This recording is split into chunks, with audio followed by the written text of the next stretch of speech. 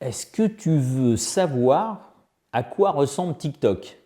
Une image, je te le donne tout de suite. Ton cerveau, une dose de dopamine. Et TikTok, c'est des doses de dopamine tout le temps. Ça veut dire de l'excitation intense. Imagine, tu regardes une série et le réalisateur, le gars qui pense la série est dans ton cerveau. Et chaque fois que tu veux quelque chose, il te rajoute quelque chose exactement que tu recherches et toi, tu en veux toujours encore un peu plus. TikTok, c'est exactement ça. C'est comment utiliser ton envie de toujours avoir de l'excitation, d'avoir ce petit plaisir, cette petite décharge de dopamine dans ton cerveau pour qu'au bout du compte, tu deviennes accro. C'est ça TikTok. Et si tu veux, je vais t'expliquer comment ça marche en détail et quelles sont les techniques pour éventuellement l'utiliser avec intelligence. En réalité, regardons dans le cerveau. Et quand on regarde le cerveau humain, il est à la fois curieux et il aime la nouveauté.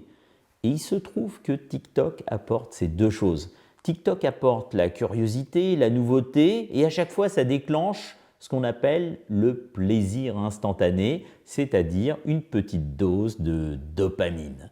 On pourrait dire que TikTok est un dealer de dopamine, c'est-à-dire qu'il va utiliser notre envie d'avoir toujours un plaisir instantané et il va nous apporter exactement le contenu que l'on veut. Alors ta question c'était, est-ce qu'on pourrait dire que c'est une drogue? Au sens littéral, on ne peut pas dire que c'est une drogue parce qu'il n'y a pas d'injection d'une substance, mais par contre, elle déclenche effectivement la substance qui va nous rendre addicts.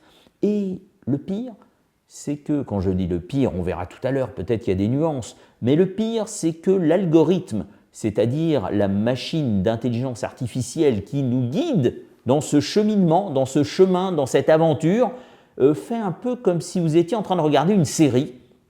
Il entre dans votre cerveau et à chaque fois que dans cette série, vous pensez à un truc qui serait marrant à voir, à quelque chose qui vous intéresserait d'approfondir, un suspense nouveau, alors il vous l'apporte. Et du coup, la dopamine s'injecte encore plus.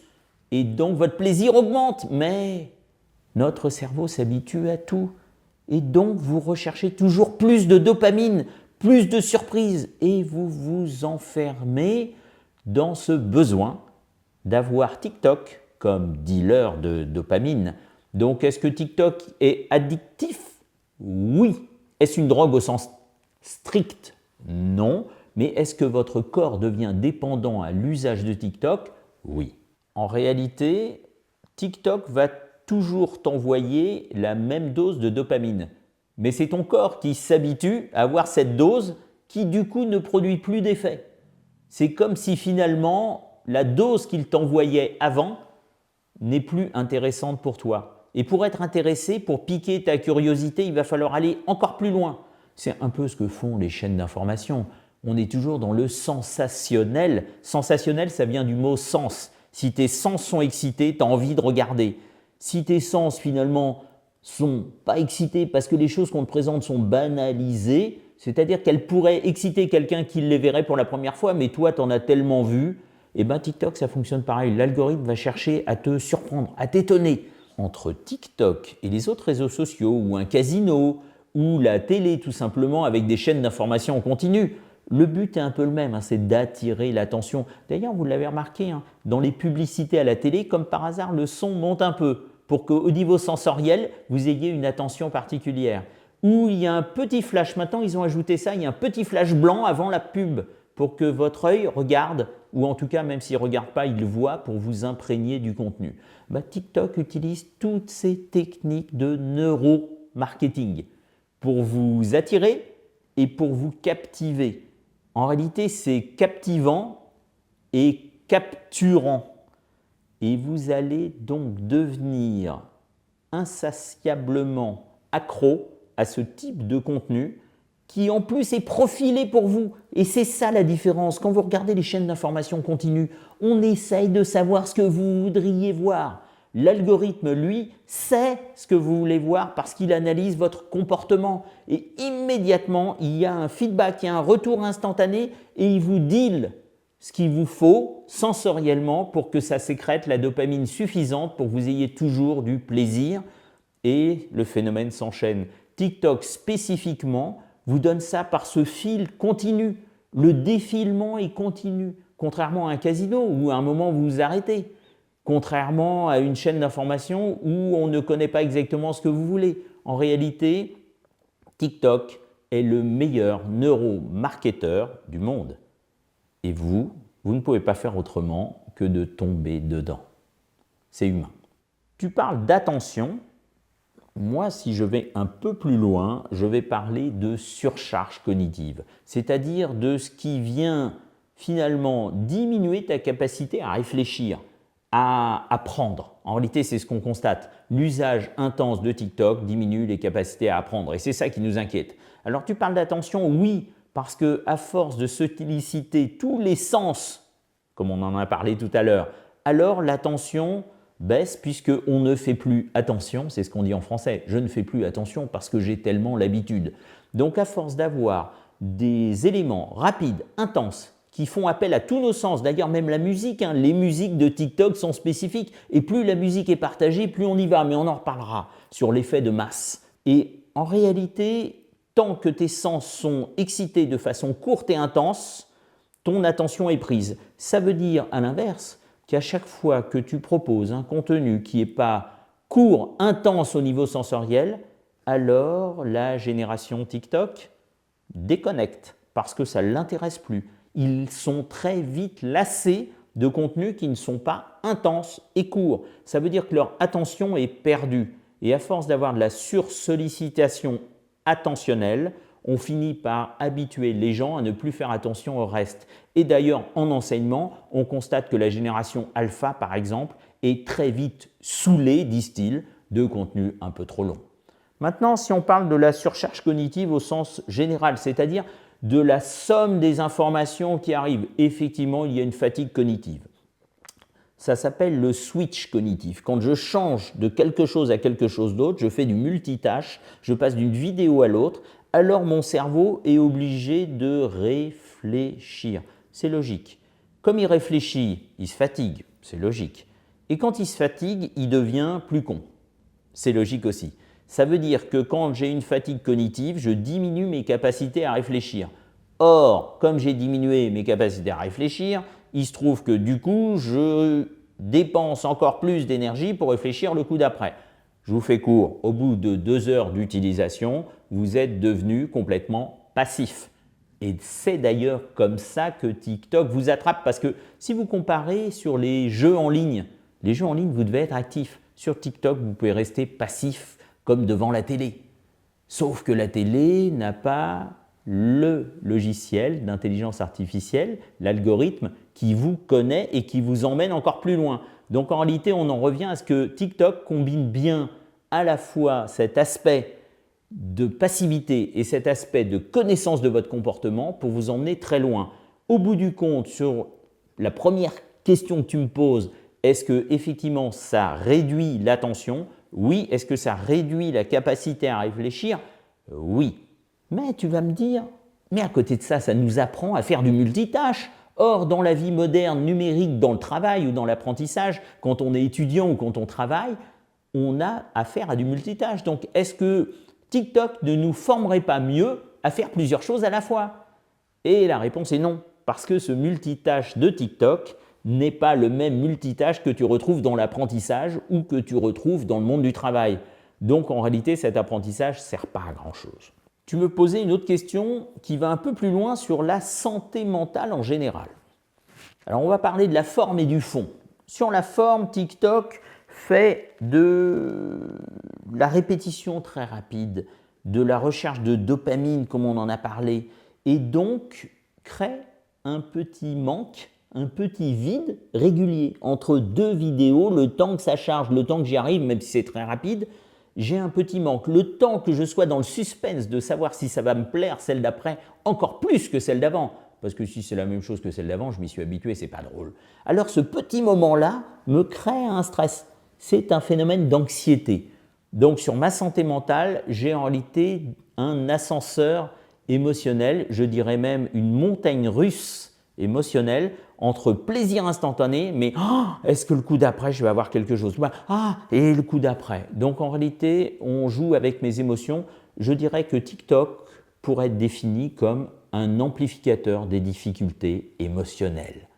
Maintenant, sur le fond, vous connaissez toutes et tous les filtres qui nous permettent, j'ai dit permettre, je vais changer le mot, qui nous font croire qu'on peut avoir un monde idéal où tous les visages sont parfaits, toutes les personnes sont parfaites, les réussites des gens sont parfaites, et les influenceurs, alors un influenceur c'est quelqu'un qui vient proposer quelque chose et qui est tellement diffusé qu'il va influencer tous les gens qui regardent. On en reparlera tout à l'heure. Et ces influenceurs vont nous faire croire que le monde est idéal, donc que nous ne sommes pas corollairement idéaux. Ça veut dire que je vais dégrader l'image de moi. On va dégrader l'image de soi. Et socialement, c'est embêtant. Et puis intellectuellement, c'est embêtant.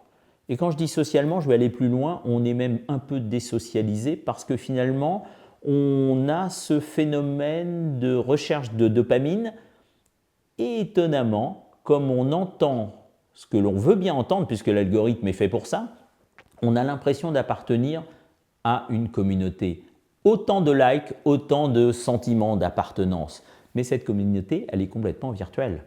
Ça veut dire que je vais rechercher à un moment, un endroit où je vais entendre uniquement ce qui m'intéresse. Ça s'appelle un biais cognitif. Il y a des biais cognitifs qu'utilise TikTok. TikTok, en réalité, est un système de neuromarketing qui a tout compris dans notre façon d'avoir les raccourcis du cerveau. Et il y a un biais cognitif qui est le biais de confirmation. J'aime entendre ce que je crois déjà savoir. J'aime bien que les gens parlent comme moi. Ils pensent comme moi. Et du coup, j'ai l'impression qu'on se ressemble. Qui s'assemble se ressemble. Qui pense ensemble se ressemble. Et j'ai l'impression d'appartenir donc à une communauté. Et du coup, je n'ai pas envie d'aller me frotter à des gens qui ne vont pas forcément me dire exactement ce que je voulais. Parce qu'eux, ils n'ont pas l'algorithme et ils n'ont pas envie de me ressembler. Ils sont juste eux-mêmes. Et donc, ça donne le sentiment qu'on est plus à l'aise avec l'algorithme qui nous présente que des choses qui renforcent nos croyances, qui limitent nos croyances finalement, puisque finalement, il n'y a plus de libre arbitre, il n'y a plus de choses qui pensent autrement, il n'y a plus de débat. Et je crois que c'est Oscar Wilde qui disait « Je crains la discussion parce que quelquefois, on n'est pas tout à fait d'accord avec moi ». TikTok, finalement, nous emmène à ce sentiment où on craint l'échange avec l'autre parce que TikTok ne reflète que moi et pas l'autre. On constate aujourd'hui, mais vous l'avez constaté comme moi, que les générations TikTok sont dans l'instantanéité. C'est-à-dire qu'à la fois, on l'a dit tout à l'heure, quand il y a de l'attention apportée à quelque chose de long, ça les saoule tout de suite, mais au-delà de ça, ils sont dans la réponse émotionnelle instantanée. Un mail, un smiley, un émoticône, il y a toujours quelque chose qui punch comme ça. Si ça met plus de 3 minutes à répondre, c'est une marque d'attention négative. C'est-à-dire qu'on ne les respecte pas parce qu'on ne joue pas le jeu. Waouh! Donc ça veut dire qu'au quotidien, effectivement, il y a ce premier impact. Le deuxième effet sur le quotidien, c'est lié à la viralité.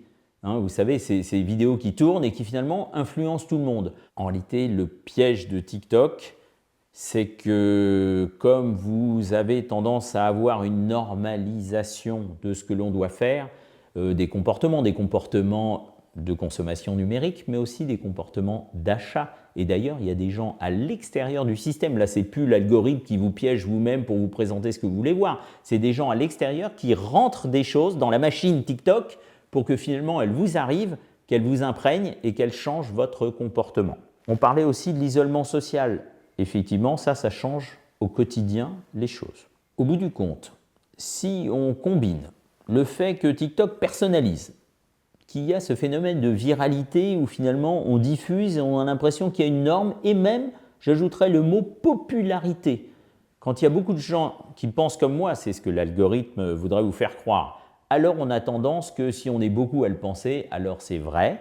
On va donc normaliser les choses.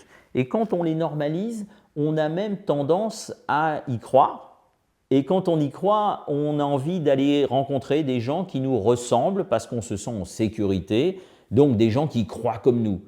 Et alors, est-ce qu'on ne pourrait pas parler d'une culture, au sens littéral, au sens universitaire, culture TikTok, avec des gens qui ont les mêmes normes, les mêmes valeurs, Et oui, d'ailleurs, TikTok change les valeurs. Vous vous rappelez de l'estime de soi, change la valeur de soi, change la valeur d'une belle lèvre, d'une belle bouche, des beaux yeux avec tous ces filtres.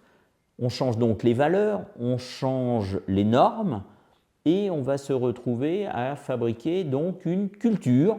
Peut-être que la génération Z, la plupart des utilisateurs de TikTok sont de la génération Z et celle qui vient derrière, la génération alpha. On va dire que la génération Z est imprégnée de TikTok parce qu'elle joue avec, comme nous les adultes. Et d'ailleurs, la génération Z aujourd'hui est adulte, hein, ils ne le savent pas encore, mais ils sont devenus adultes. Et la génération alpha, qui elle grandit dans TikTok. Et est-ce qu'on n'est pas, du coup, la question se pose, en train de formater une génération alpha qui aurait les codes, les valeurs, les normes de TikTok? Et dans la désocialisation, c'est-à-dire ne plus avoir envie d'avoir des gens qui ne pensent pas comme nous et qui n'ont pas la même culture, comme on vient de le dire, il y a quelque chose qui me passe par la tête. Quand on parle de management de la génération Z, on se dit, ils demandent, ils exigent, et ils ont bien raison, soit dit en passant, le droit à la déconnexion. Sauf que si je prends TikTok par exemple, on observe un flou, un blurring en anglais, un flou de différence d'utilisation entre les moments personnels, les moments en famille, les moments au travail. En réalité, TikTok nous suit partout. On a cette addiction à la dopamine que l'on a envie de retrouver partout. Donc si le travail n'est pas immersif, on va chercher pendant le travail à regarder quand même TikTok. Si mon rendez-vous avec des amis n'est pas immersif, on va chercher encore la dopamine dans TikTok. Donc il y a quelque chose qui est bizarre. On a une génération Z qui demande un droit à la déconnexion et à côté de ça qui s'inflige un non-droit à la déconnexion. On a une plasticité cérébrale, c'est-à-dire que notre cerveau en permanence fait des éclairs et il réfléchit. Et d'ailleurs, quand il y a un éclair qui lui paraît intéressant, il le fige, il prend une photo et il crée une nouvelle connexion. Ça s'appelle apprendre, ça s'appelle éduquer. Bon, vous imaginez bien que du coup, quand un enfant est très plastique, parce qu'il a moins de 3-4 ans, il est interdit d'aller le formater avec des choses qu'on ne contrôle pas. Ensuite, quand il a 5-6 ans jusqu'à l'adolescence, encore moins. Bien sûr, il est en train d'apprendre, il est dans sa phase où il comprend les choses, il comprend encore plus de mots, il n'y a plus que le visuel, là, il y a tout le reste. Alors vous êtes en train de lui constituer sa culture, ses normes, ses valeurs. Il n'est pas question d'aller mettre des choses incontrôlables dedans. On ne contrôle déjà pas tout, mais bon, imaginons. Maintenant, le problème, c'est l'adolescence. À l'adolescence, vous avez des humains qui sont en phase d'apprendre. On apprend toute la vie, mais eux sont vraiment en phase d'apprendre. Ils comprennent et ils sont capables de comprendre certaines choses, mais ce sont des bestioles émotionnelles. Vous le savez toutes et tous, pour ceux qui ont eu des ados, c'est l'émotion, des volcans d'émotions avant le reste. C'est normal, c'est hormonal, hein, mais peu importe que ça soit normal ou pas, ce n'est pas le sujet. Même s'il est naturel qu'il soit comme ça, est-ce que ça présente un danger avec l'utilisation de plateformes ou spécifiquement de TikTok qui est un piège émotionnel? Vous vous rappelez la dopamine, crac-crac. Alors, la réponse est adolescent, oui. Est-ce que c'est à partir de 13 ans ou de 16 ans? Les Américains disent 13, la France dit 16 aujourd'hui, mais beaucoup, parce que c'est un problème de santé publique, hein, beaucoup de parlementaires se posent la question, il y a eu des enquêtes parlementaires, aujourd'hui on en est à 16 ans en France. Peu importe que ça soit 13 ou 16, comment ça fonctionne? Si ce sont des êtres émotionnels, si on a dit tout à l'heure que si on était faible émotionnel, on risquait de tomber dans le piège TikTok et ne pas en tirer les bénéfices, alors il va falloir que je mette des normes. La première, c'est de mettre des limites de temps. On a des outils qui permettent de limiter le temps d'utilisation de cette plateforme en particulier. Et puis, il y a la sensibilisation, parce que moi qui suis de la génération Y, pourquoi? J'aime bien qu'on m'explique. Et d'ailleurs, si on ne met pas de sens dans les choses, l'effet est très court. Et puis, je vous rappelle qu'ils sont une communauté qui change les normes et les valeurs. Donc, votre parole sera très courte par rapport à ce qu'on va leur expliquer et que l'algorithme va leur expliquer contre vous. Donc, il va falloir donner du sens. Et donner du sens, c'est expliquer en faisant des pièges. Par exemple, je vous dis, ne pensez pas à un ballon rouge. Paf, vous avez pensé à un ballon rouge, puis vous avez fait ne pas derrière. Vous voyez, votre cerveau ne marche pas comme ça. Je vous promets qu'avec des adolescents, si vous les intéressez en formation avec des pièges de la pensée et vous leur dites que finalement, ils ne maîtrisent pas tout et que d'ailleurs l'algorithme, lui, a tout compris, vous pouvez essayer de les sensibiliser et de leur donner des clés pour déconnecter l'algorithme, pour reprendre le contrôle. Et les adolescents adorent prendre le contrôle. Donc, si vous faites passer l'algorithme pour un boomer, alors la génération alpha va chercher à le contrôler. Et ça, c'est intéressant parce que l'algorithme, il a ses failles, forcément. Par exemple, il apprend à vous connaître quand vous vous connectez et vous y allez. Vous pouvez très bien faire des pauses détox. Une pause détox, c'est reset de l'algorithme. Vous arrêtez de lui montrer qui vous êtes. Exemple, quelqu'un qui veut voir votre visage pour savoir au poker si vous avez une bonne main ou pas, vous mettez des lunettes, vous ne bougez plus, voire vous vous cachez, et là, il ne comprend plus qui vous êtes et ce que vous êtes en train de faire. L'algorithme, c'est pareil. Si vous déconnectez régulièrement et vous faites un reset, et même vous pouvez tricher, comme au poker, vous pouvez bluffer, vous pouvez lui demander des contenus qui n'ont rien à voir de temps en temps, comme ça, il va arrêter de vous cibler, de vous profiler, de vous connaître. Et d'ailleurs, vous aurez donc le contrôle dessus puisque vous le connaîtrez mieux que lui vous connaît. Et c'est ça qu'il faut leur mettre dans la tête. Il faut changer leur mindset, leur état d'esprit par rapport à l'algorithme. L'algorithme est quelqu'un qui vient vous challenger, savoir s'il est capable de prendre le pouvoir sur vous, comme un adulte le ferait quand ils sont jeunes. Et eux, en tant qu'adolescents, leur réponse doit être de chercher le contrôle dessus et non pas de se faire contrôler. Et ça marche bien. Beaucoup plus que des explications philosophiques qui servent à rien ou des ordres. On respecte plus le sens que la règle. Ça marche pour les adultes aussi. Après, je vais prendre un autre plan. TikTok engage une fatigue cognitive, donc une fatigue de la pensée. D'ailleurs, il nous sature tellement d'informations qu'à un moment, notre cerveau, un peu comme en hypnose, à force de nous donner des sens et des informations différentes, le cerveau dit « vas-y, je lâche prise ». Eh bien, il va falloir organiser un lâcher-prise de TikTok et non pas se faire lâcher prise de notre esprit critique dans TikTok. J'explique, c'est d'ailleurs un petit peu comme on devrait tous faire dans le monde de l'entreprise, dans le monde de l'éducation, faire des pauses du cerveau, pauses cognitives. Ces pauses, c'est faire en sorte que le cerveau ne réfléchisse pas dans certains moments. Alors, il y en a certains qui disent qu'il faudrait prendre des moments de pleine conscience. Je vous promets que la génération alpha, si vous commencez à parler comme ça, ils ne vous écoutent plus.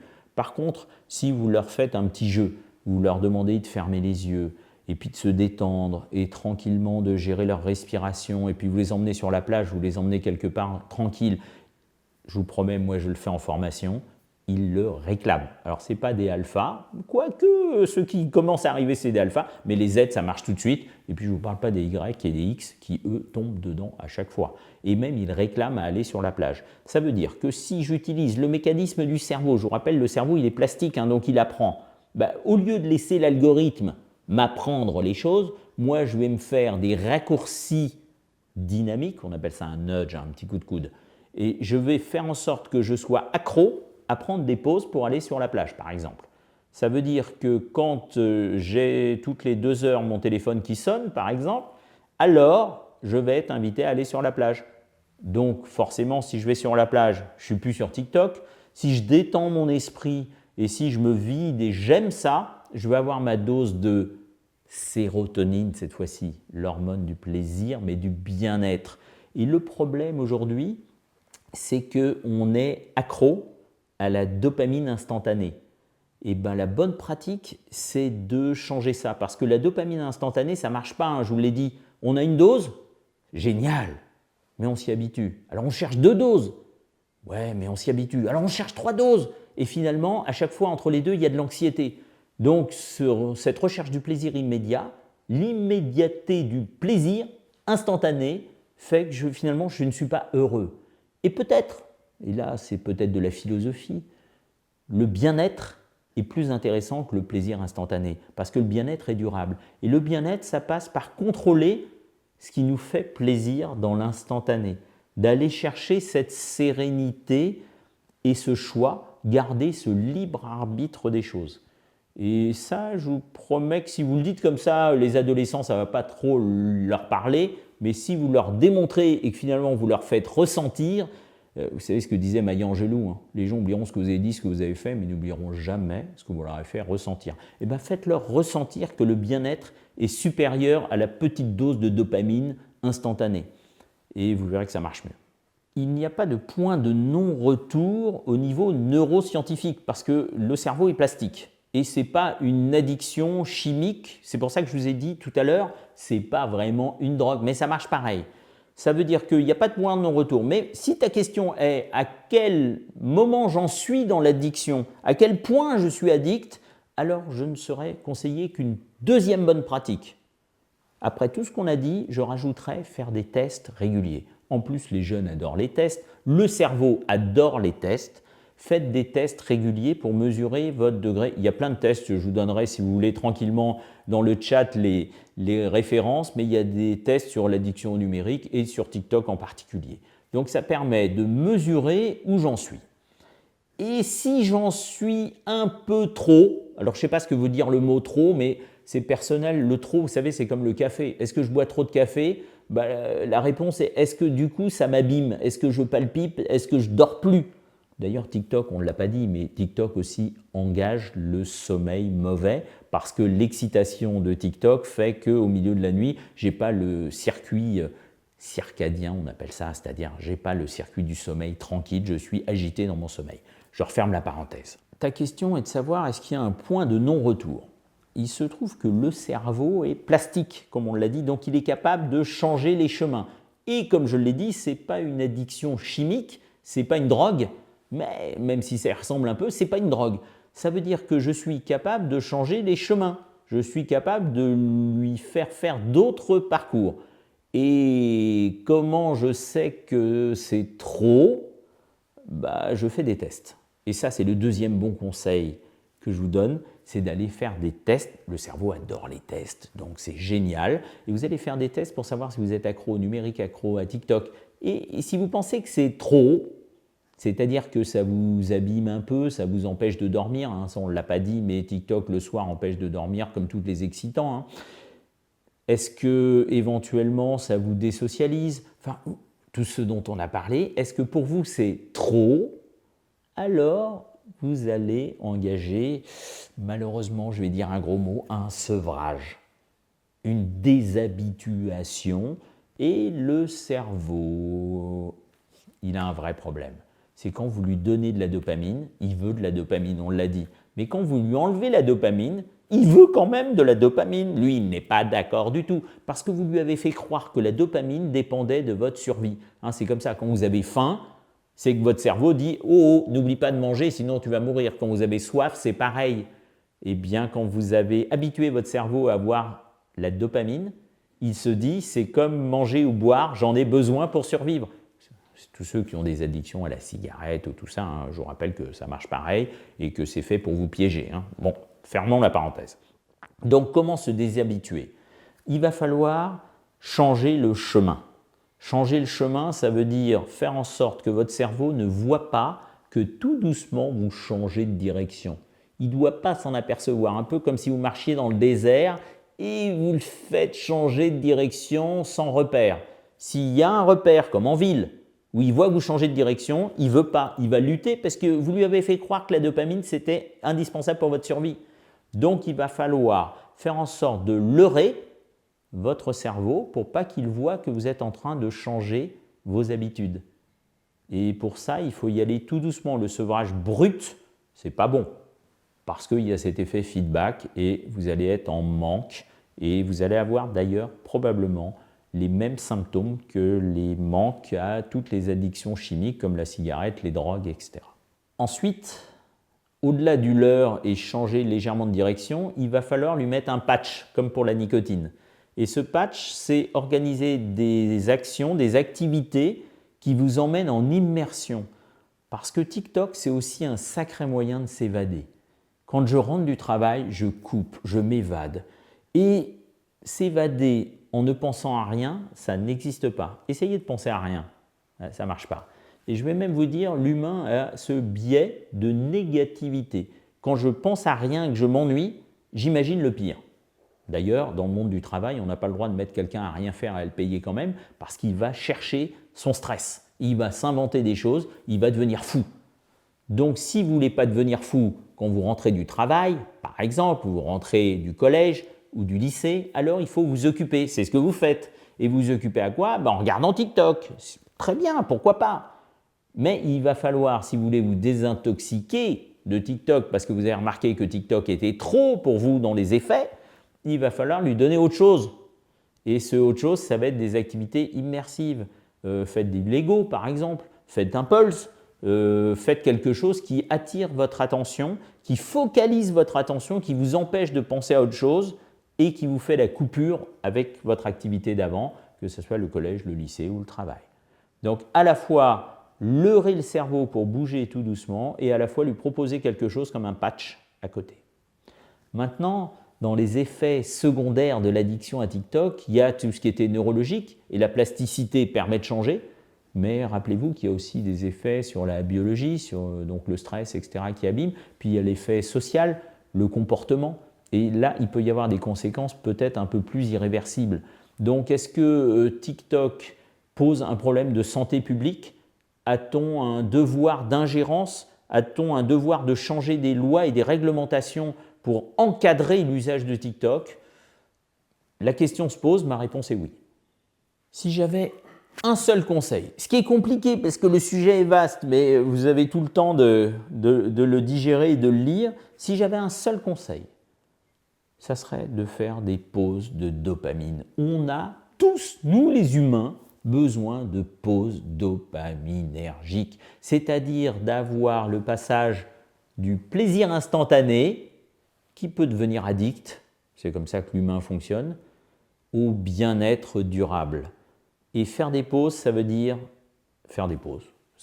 organiser des temps fixes, répétitifs, non négociables de déconnexion au numérique. Vous réclamez toutes et tous, à juste titre, le droit à la déconnexion.